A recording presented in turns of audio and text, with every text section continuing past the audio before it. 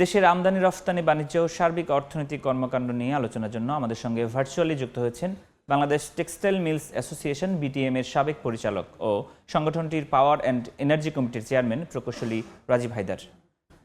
জনাব রাজীব হায়দার, এ সময়ের বাণিজ্যে আপনাকে স্বাগত। ধন্যবাদ আপনাকে আমাকে আমন্ত্রণ জানানোর জন্য। আমরা প্রতিবেদনে দেখছিলাম ব্যাক টু ব্যাক এলসি কমছে। আপনারা ব্যবসায়ীরা কি ভাবছেন, কেন এই কমার কারণ কি? আসলে এটা একটা সামগ্রিক বিভিন্ন আহ, আহ, আহ, মানে সামগ্রিক বিভিন্ন রকম উপাদানের এটা একটা প্রতিফলন এখানে হচ্ছে। যে আলটিমেটলি যখন আপনার এক্সপোর্ট গ্রোথ কমে যায় বা এক্সপোর্ট অর্ডার হ্রাস পায়, তখনই কিন্তু ব্যাক টু ব্যাক এলসির পরিমাণও কমে যাবে। কারণ আমার যদি আলটিমেট এক্সপোর্টের রপ্তানি আদেশ আমার বাস্কেটে না থাকে, তখন সেই ক্ষেত্রে কিন্তু আমি এই কাঁচামাল ইম্পোর্ট করার জন্য যে ব্যাক টু ব্যাক এলসি দেশীয় সোর্সে মানে লোকাল ব্যাক টু ব্যাক বা foreign back to back LC খুলবো, সেটার পরিমাণ কমে যায় এবং এটার সরাসরি ক্রয়াদেশের সাথে সম্পৃক্ত। আসলে দেশে এখন একটা নির্বাচনী প্রচারণা চলছে। আমাদের অনেক আলটিমেট বায়াররা যারা আমাদেরকে অর্ডার প্লেস করেন, তারা দেখতে চাচ্ছেন এই দেশে একটা নির্বাচন কিভাবে অনুষ্ঠিত হবে বা হতে যাচ্ছে।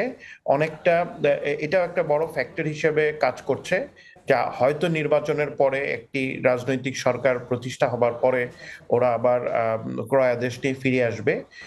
এটা এরকম একটা আশা আমরা দেখছি। আবার অন্য ক্ষেত্রে আমাদের ওয়ার্ল্ড ওয়াইড কিন্তু আসলে অর্থনৈতিক যদি চিত্রটা আপনি দেখেন, এটা খুব ভালো না। সেক্ষেত্রে আলটিমেট কাস্টমার যে ইউএস গভর্নমেন্টের যে ট্যারিফের কারণে ওখানে কিন্তু ভোক্তাদের চাহিদাও কমে গেছে, এবং সেই ক্ষেত্রে কিন্তু ক্রয়াদেশও ইউএসএ থেকে আমরা কম পাচ্ছি কম্পারেটিভলি। তো সবকিছু মিলিয়ে এই কারণে যদি রপ্তানির গতি প্রবৃদ্ধিতে নেগেটিভ হয়, তাহলে কিন্তু আমাদের ব্যাক টু ব্যাক এলসির পরিমাণও কমে যাবে। সে এবং আমরা প্রাসঙ্গিকতা আমাদের হয়তো বা আছে রাজনৈতিক এবং অর্থনৈতিক পরিস্থিতি বিবেচনায়, কিন্তু এলসি নিষ্পত্তির পরিমাণও যে কমলো, সেটি আসলে কেন আপনাদের কাছে কি মনে হয়? জি সরি, আমি কি আরেকবার শুনতে পারি নিষ্পত্তির পরিমাণ, কোশ্চেনটি? এলসি নিষ্পত্তির যে পরিমাণ, সেটিও কিন্তু কমছে। সেটি আসলে কেন হচ্ছে? না, এটা এলসি যদি ওপেনই না হয়, তাহলে কিন্তু নিষ্পত্তির পরিমাণও কমবে। মানে একটি আরেকটির সাথে সম্পর্কিত। আপনি এলসি নিষ্পত্তি হবে তখনই যখন আমার র মেটেরিয়াল রিকোয়ারমেন্ট হবে এবং আমি আনতে চাবো। এবং সেই ক্ষেত্রে যেহেতু আমার রিকোয়ারমেন্টই কমে গেছে, যেখানে দেখুন আমাদের যদি আমি যে অ্যাসোসিয়েশনের প্রতিনিধিত্ব করি, আমি যদি আমাদের সেক্টরের একটা সামগ্রিক অবস্থা তুলে ধরি, আমাদের আজকে প্রায় 35 থেকে 40টি সুতার কারখানা বন্ধ। আমাদের মিলগুলো তাদের উৎপাদন সক্ষমতা 60 ভাগও 60 ভাগে পৌঁছাতে যাতে হিমশিম খাচ্ছে। বিটিএম এ তো টেক্সটাইল গার্মেন্টস শিল্পের কাঁচামাল সরবরাহ করে, মানে আমরা ব্যাকওয়ার্ড লিঙ্কেজ ইন্ডাস্ট্রি থেকে সুতা এবং কাপড় গার্মেন্টস ইন্ডাস্ট্রিকে দেই, এবং ওখান থেকে আলটিমেট গার্মেন্টসটা ওনারা বাইরে এক্সপোর্ট করেন। এখন আমাদের এই সেক্টরেই যখন অর্ডার আমরা দেখছি যে আমাদের মিলগুলোতেই কিন্তু এখন তার সক্ষমতার সমতায় অর্ডারটা নেই। তার মানে কি ক্রয়াদেশ কমে গেছে দেখি কিন্তু তার প্রতিফলন আমাদের দিকে হচ্ছে, এবং আমাদের চিত্রটা আরো বেশি ভয়াবহ। আমাদের পার্শ্ববর্তী দেশের তুলনায় আমাদের দেশের শিল্পটা এখন আর টিকে থাকতে পারছে না। তাদের দেশ থেকে বিভিন্ন প্রণোদনা এবং ইনসেনটিভের সহায়তায় এখন আমাদের দেশে যে দামে সুতো বিক্রি হচ্ছে, সেটা অনেকটা তাদের উৎপাদন খরচের চেয়ে কম দামে এই দেশে তারা সুতো বিক্রি করতেছে। সবকিছু মিলিয়ে আমরা কিন্তু একটা খুব ভয়ঙ্কর পরিস্থিতির ভিতর দিয়ে যাচ্ছি। বিটিএম এ বেশ কিছুদিন ধরে এটা নিয়ে সংবাদ সম্মেলন করছে, সবাইকে বলছে, এবং এই সেক্টরটা যদি এরকম একটা বিপর্যয়ের ভিতর দিয়ে চলে যায়, তাহলে কিন্তু এক সময় আলটিমেট যে আমরা যে জি, রপ্তানির ক্রয়াদেশ যখন আমরা বাড়তে শুরু করবে, তখন কিন্তু এই স্থানীয় মিলগুলোর আর সে কাঁচামাল দেওয়ার সক্ষমতা আপনি থাকবে না। যখন এই কথাটি বলছেন, একই সময়ে আপনাদের সংগঠনের সভাপতি সম্প্রতি অভিযোগ করেছেন 137% পর্যন্ত আমদানি বেড়েছে, সুতা আমদানি বেড়েছে পার্শ্ববর্তী দেশ থেকে। পাশাপাশি আমাদের যখন পাটকল এভাবে বন্ধ হয়ে যাচ্ছে, এই যে একটা সংকটে আমরা পড়ছি, এটার সমাধান কি দেখেন আপনারা? আসলে দেখেন, এইটার সমাধানটা আমাদের হাতে নাই।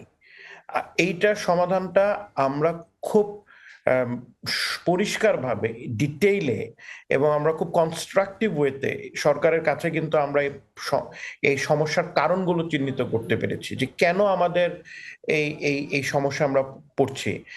পার্শ্ববর্তী দেশ থেকে একটা স্পিনিং মিল যখন এই দেশে সুতা রপ্তানি করে তখন সে রোড ট্যাপ নামে একটি ডাইরেক্ট কেন্দ্রীয় সরকারের ক্যাশ সাবসিডির মতন একটি ইনস্ট্রুমেন্টে ওনারা সাপোর্ট পান।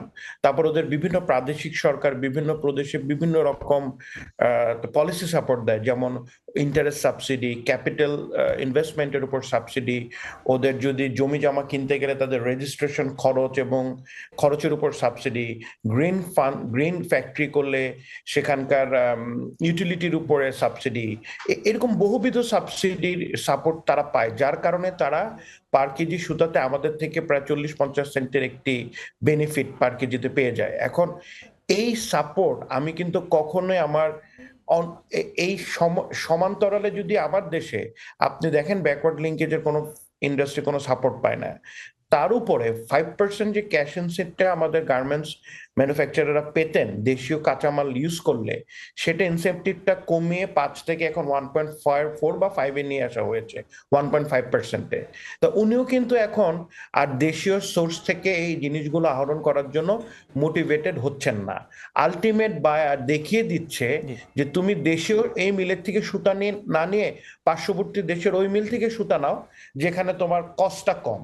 তা আসলে হচ্ছেটা কি, আমরা যদি এভাবেই আমাদের অর্ডার গুলো বাইরের দেশে চলে যায় আর দেশীয় শিল্পের প্রোডাকশন না হয়, সেক্ষেত্রে ইন্ডাস্ট্রি, সেক্ষেত্রে আপনাদের শিল্প খাত চরম ঝুঁকিতে পড়বে, সেটি আমরা আসলে বোঝাই যাচ্ছে। তবে এই সংকট কেটে যাক, সরকারের সামগ্রিক নীতি সহায়তা আপনাদের পক্ষে আসুক সেই প্রত্যাশায় আজকের মধ্যে এখানে শেষ করছি। ধন্যবাদ আমাদের সাথে যুক্ত হওয়ার জন্য।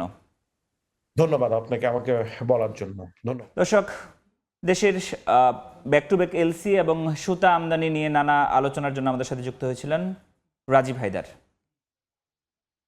বহুমুখী